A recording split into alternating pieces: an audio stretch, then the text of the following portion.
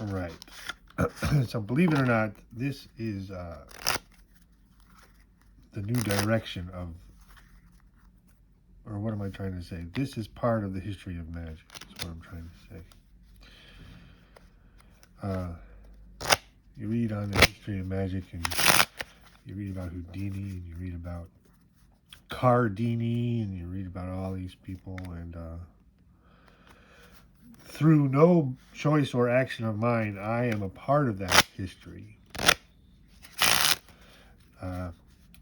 This book right here I found in J. Marshall's library, general library, not the magic library. So that's my grandfather, J. Marshall, and he had a famous magic library.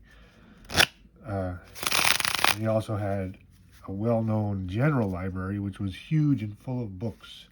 And this book was not in the magic library, it was in the general library.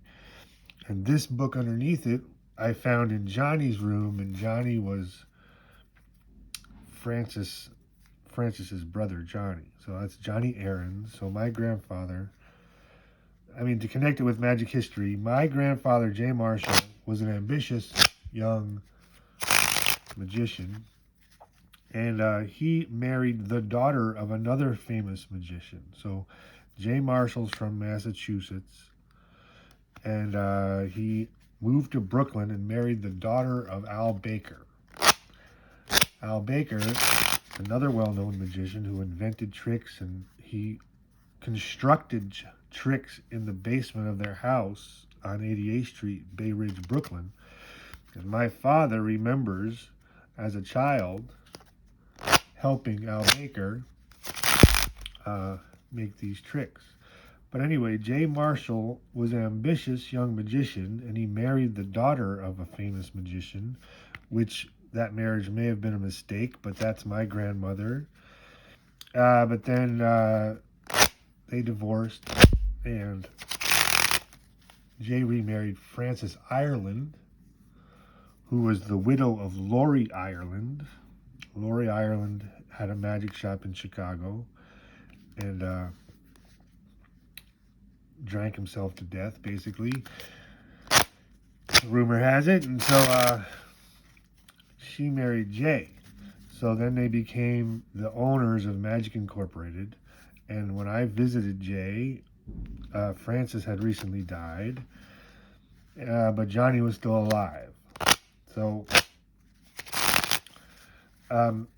that's just kind of family background. So what does this have to do with magic is that Houdini debunked the spiritualists, and we are currently in this era in the world of magic that's kind of on Houdini's side, and that thinks the spiritualists are all full of, we'll just say, BS, to quote Penn Jillette. And now I come along, and I don't think it's BS. I think it's actually facts of life. And I'm using this book, which was Jay's, and which I found in the magic shop, and I'm combining it with this book, which was Johnny Ahrens's, which is Francis's brother. And I'm coming to the pretty basic conclusion. Like, none of this stuff I'm saying is complicated or difficult.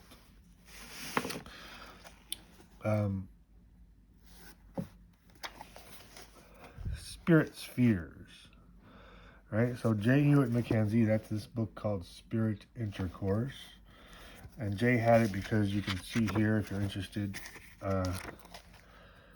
see page 107, Houdini. J. Hewat McKenzie actually believed Houdini could walk through walls. So this is why we call J. Hewat the gullible fraud, because he presents himself as quite gullible, and he was later accused of having ectoplasm up his sleeve. But the gullible fraud somehow gave us this extraordinary little map. Well, right now, I'm going to point out this. It says, as would be viewed from the seventh sphere, the Earth and its spheres in section, right? So we're starting on page 196. I'll link it below. Here you have the Earth, the first heaven, and this big part is the second heaven. And these numbers, as I've already pointed out, correspond with the Van Allen belts. So what he calls the first heaven and the second heaven, the scientists call the inner Van Allen belt and the outer Van Allen belt. Okay, and we're going to continue, and we're going to look at this little descriptive table of the spirit spheres, right? We're on page 202 of the book linked below. And now here on page 2, so the first sphere is dark. The second sphere gets a little bit lighter, and then the third sphere is really where we belong. But what I'm going to get at is that this book and all the other books and all the NDEs you hear about can be found on this map. This map, a lot of these books are specific realms, but then in this map you have all the realms like an overview. So the second sphere, the upper second sphere, right? We have narrowly religious, ultra-religious, and restricted excellence. And I'm suggesting that this book, Intramuros, takes place on the second sphere. And it's still really great, even though there's a lot higher to go. It's beautiful. So I'm going to read here. It says, I'm going to read this paragraph right here.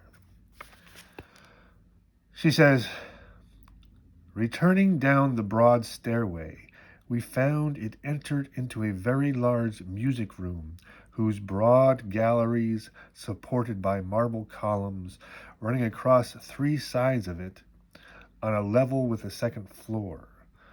In this gallery was a number of musical instruments, harps, viols, and some unlike any instruments I had ever seen elsewhere.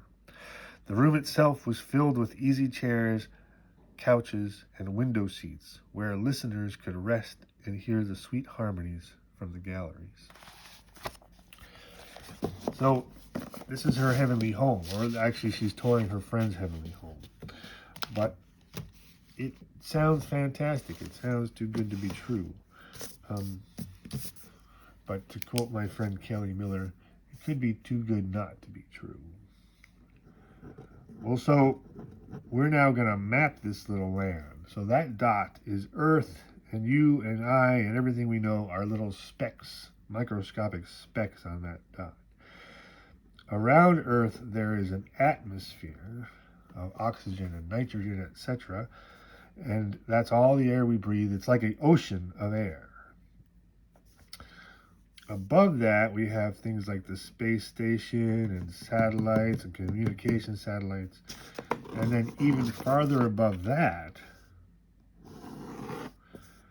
we have the Van Allen belts. Okay, and we're only dealing with the inner Van Allen belt. So there's the Earth, the atmosphere, the satellites. There's some empty space with other satellites in it. And this edge is the beginning of the inner Van Allen belt. And it goes up off the sheet. So the inner Van Allen belt is all we're really looking at now. We're not traveling or even thinking about the outer Van Allen belt.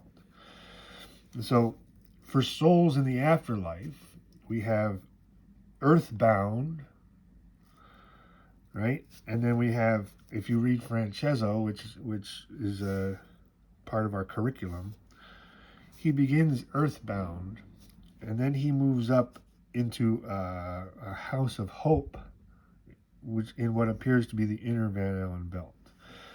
Okay, so the map we just looked at divides this into 3 sections.